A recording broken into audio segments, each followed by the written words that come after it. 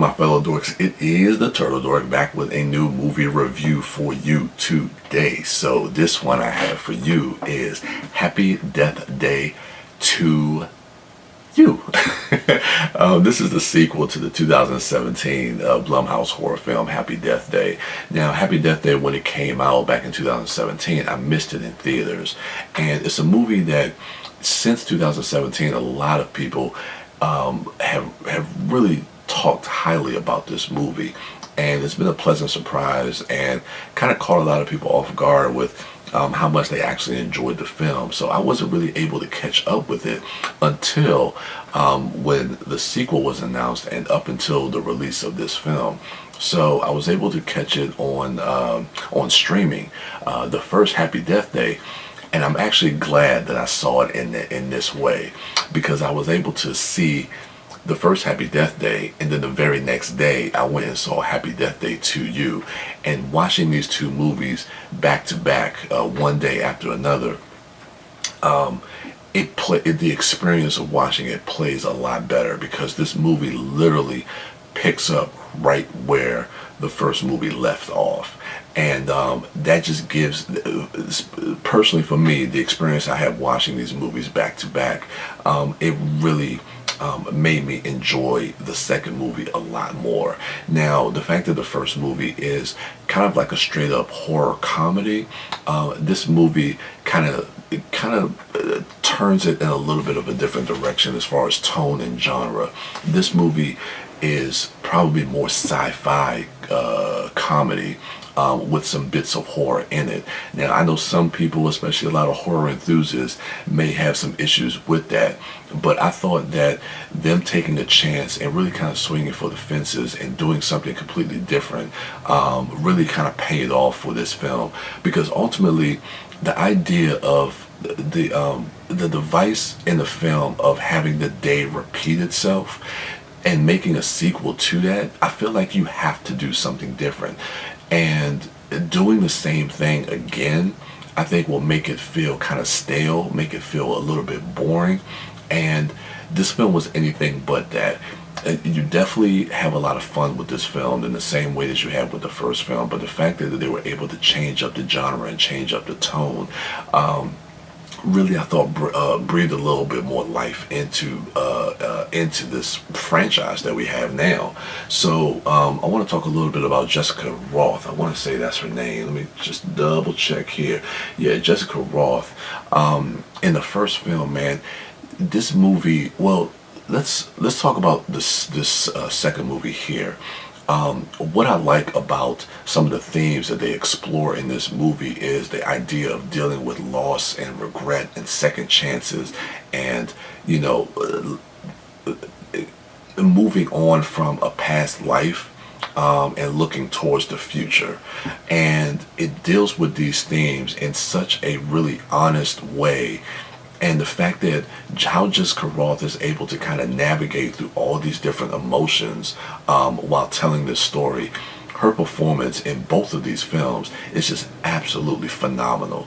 You don't see a lot of that stuff in the trailer, but when you watch the movie, there's a lot of heart and there's a lot of emotion that goes into what the actual story is about with these films. And I thought the second movie, specifically my experience watching that second movie, hit me in such a personal way with her story that they were telling for her. And I'll get a little bit more into that on our podcast when we talk a little bit more, if we get into spoilers, because I don't really want to get too much into spoilers.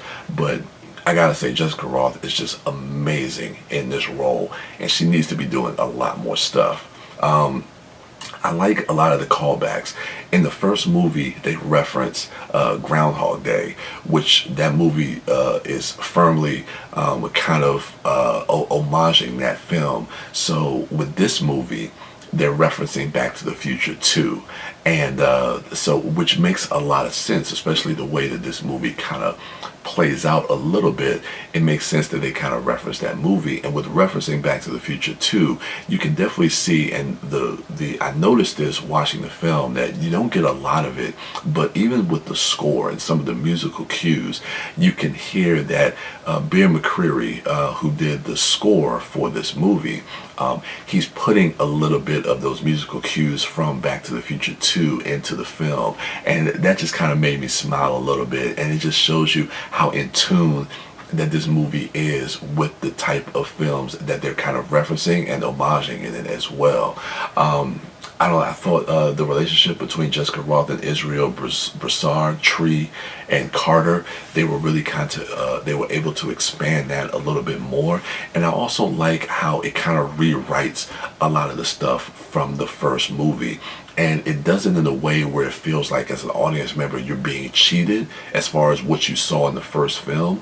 But I think it just really kind of expands a little bit more on those relationships that we see that she has with the people from the first movie, and some of the stuff that we see in the second movie.